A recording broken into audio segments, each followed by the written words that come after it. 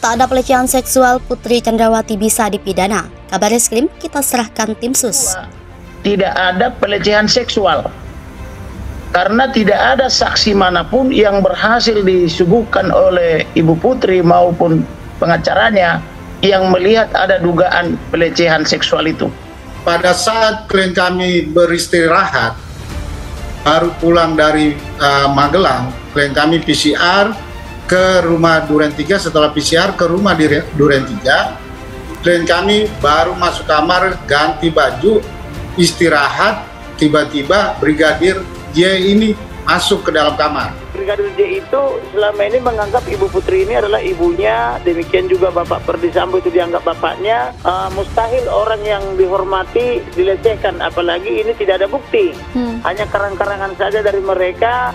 Setelah almarhum meninggal lalu dikarang-karang, dibuat skenario seolah-olah dia melecehkan. Pengacaranya mengatakan percobaan pelecehan, kadang dibilang pelecehan, kadang dibilang kekerasan seksual. Ini kan tuduhan yang pelintat-pelintut itu, ya. Tuduhan yang pelintat-pelintut tanpa disertai bukti adalah itu cuma omong kosong yang tidak perlu diperdulikan, kan begitu. Nggak mungkin dia melakukan sebejat itu.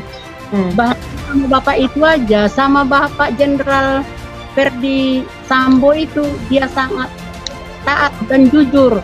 Dia dipercayakan, bahkan belanja aja untuk buat rumah tangga dia yang dipercayakan. Masa dia melakukan keji itu? Nggak mungkin lah. Kalau kan sebagai orang tua ya nggak mungkin. Kasus yang dilaporkan dengan korban Brigadir Joshua terkait pembunuhan berencana ternyata ini menjawab 2 LP tersebut. Kita anggap bahwa 2 laporan polisi ini menjadi satu bagian masuk dalam kategori obstruction of justice. Ya, ini bagian daripada upaya untuk menghalang-halangi pengungkapan daripada kasus 340. Semua penyidik yang bertanggung jawab terhadap laporan polisi ini sebelumnya sedang dilakukan pemeriksaan khusus oleh Irsus.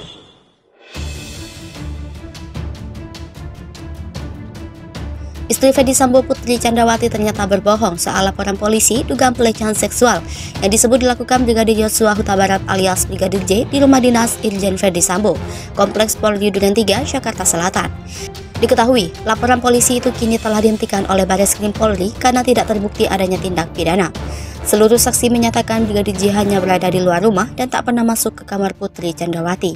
Kabar Reskrim Polri Komjen Pol Agus Andrianto pun menjawab kemungkinan istri Irjen Ferdi Sambo bisa dijerat pidana karena membuat laporan bohong soal dugaan pelecehan seksual tersebut. Ia menjelaskan bahwa pihaknya menyerahkan nasib Putri Chandrawati kepada tim sus. Nantinya, tim sus yang akan menentukan status hukum istri Irjen Ferdi Sambo tersebut. Hal yang pasti, kata dia, semua saksi melihat Brigadir J tak masuk ke dalam rumah saat mengantar Putri Chandrawati ke rumah dinas Irjen Sambo di Kompleks Polri Duren 3, Jakarta Selatan. Dengan kata lain, tudingan Brigadir J masuk ke dalam kamar Putri Chandrawati lalu melakukan pelecehan seksual dan mendorongkan pistol tidak terbukti, sebab dia tak masuk ke dalam rumah dinas Irjen Sambo. Kabar Reskrim Komjen Agus Andrianto memberikan keterangan kepada wartawan di Mabes Polri, Jakarta Selatan, Selasa 9 Agustus 2022. Mantan Kadif Propam Polri Irjen Ferdi Sambo ditetapkan sebagai tersangka kasus kematian Brigadir Nofriansah Yosua Huta Barat atau Brigadir J. Polri menduga Sambo melakukan pelanggaran prosedur dalam penanganan tempat kejadian perkara. Penembakan Brigadir J salah satu dugaan pelanggaran Sambo, yakni mengambil CCTV di rumah dinasnya, Warta Kota atau Aga Bakti Nugraha. Agung menjelaskan bahwa Brigadir J baru masuk ke dalam rumah setelah Irjen Ferdi Sambo tiba di rumah dinas. Lalu Irjen Sambo yang memberikan perintah Brigadir J masuk ke dalam rumah yang kemudian dieksekusi. Barreskrim Polri sebelumnya menghentikan laporan polisi dugaan pelecehan seksual terhadap istri Irjen Pol Ferdi Sambo, Putri Chandrawati oleh Brigadir Yosua Huta Barat alias Brigadir J di rumah dinas Irjen Sambo Kompleks Polri Duren 3, Jakarta Selatan. Adapun laporan polisi itu terdaftar dengan nomor LPB 1630/7/2022/SPKT Polres Metro Jakarta Selatan Polda Metro Jaya tanggal 9 Juli 2022 lalu. Laporan itu didaftarkan oleh Putri Chandrawati.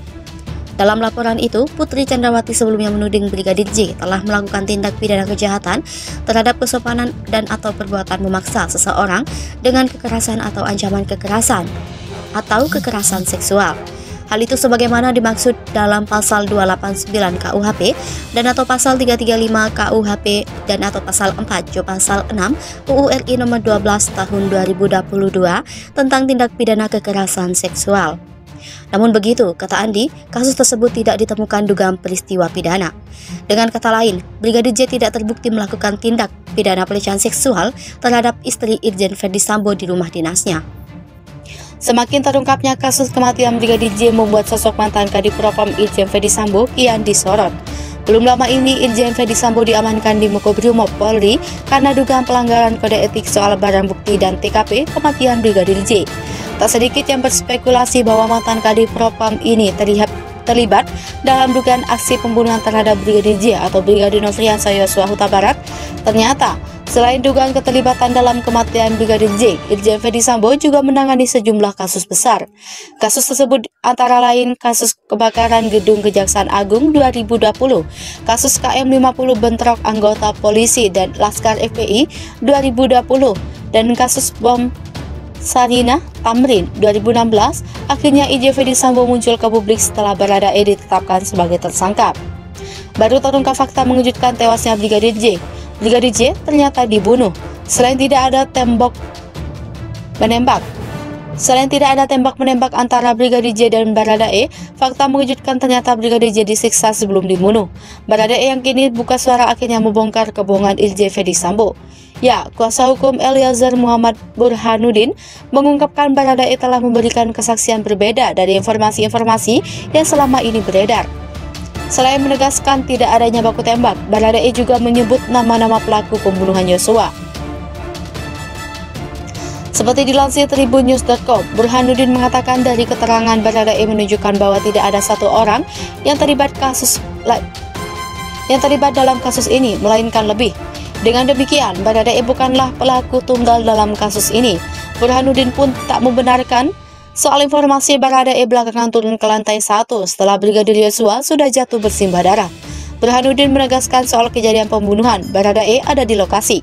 Burhanuddin mengatakan Baradae diperintah untuk melakukan tindak pidana yang disangkakan.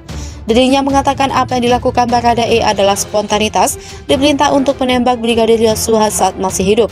Lebih lanjut, Burhanuddin Barada Eliezer menembak karena mendapatkan tekanan dari atasannya yang juga ada di lokasi.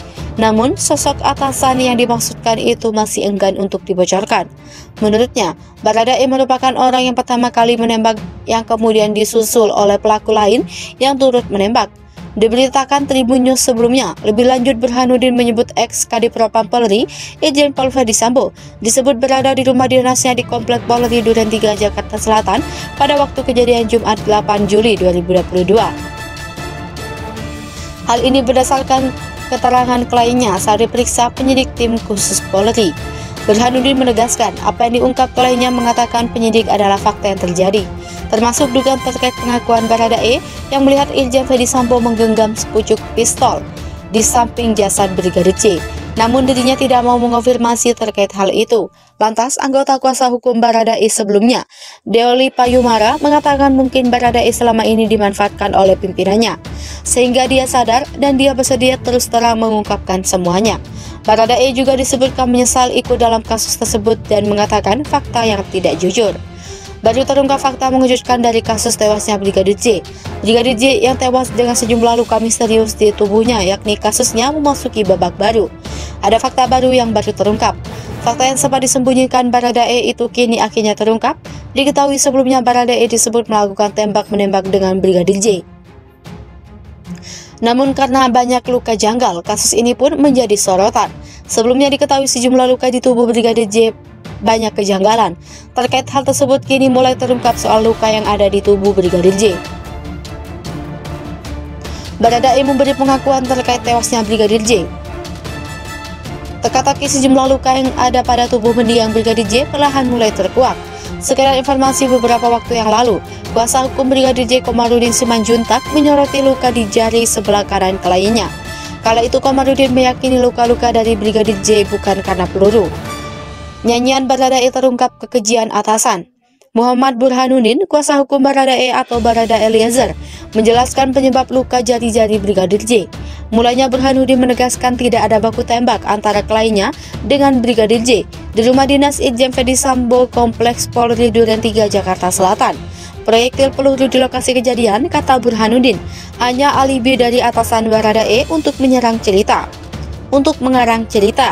Baradae mengaku pistol Brigadir J HS9 buatan Kroasia diambil oleh atasannya.